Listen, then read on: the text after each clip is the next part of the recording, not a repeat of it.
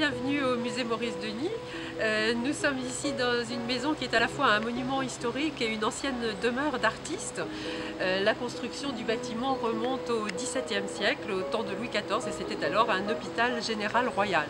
D'où certains éléments d'architecture, comme cette façade avec de hautes fenêtres, comme aussi un escalier monumental, et puis l'existence d'une chapelle, donc dès l'origine, qui est attenante au bâtiment. Et puis les siècles passent, on est en 1914 et c'est le peintre Maurice Denis, qui est un habitant de Saint-Germain-en-Laye, qui connaît cette maison et qui l'aime depuis longtemps, qui va l'acheter.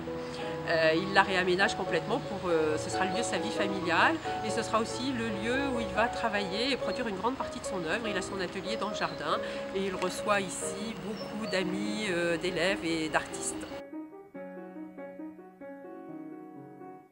Nous entrons dans le musée. Le premier tableau qui nous accueille est un autoportrait de Maurice Denis. Il s'est représenté lui-même devant sa maison qu'il appelait le prieuré.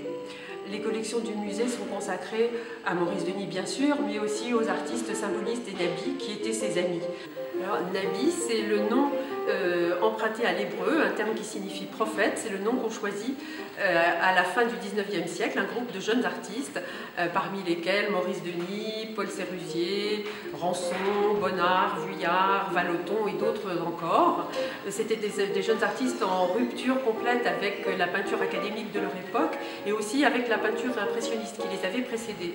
En fait, ils voulaient créer un art nouveau, essentiellement symboliste et décoratif. Nous sommes maintenant dans la chapelle, qui est un décor complet de Maurice Denis, qui a travaillé pendant une dizaine d'années et qui a tout réalisé, les décors muraux, dessiné les vitraux, le mobilier également.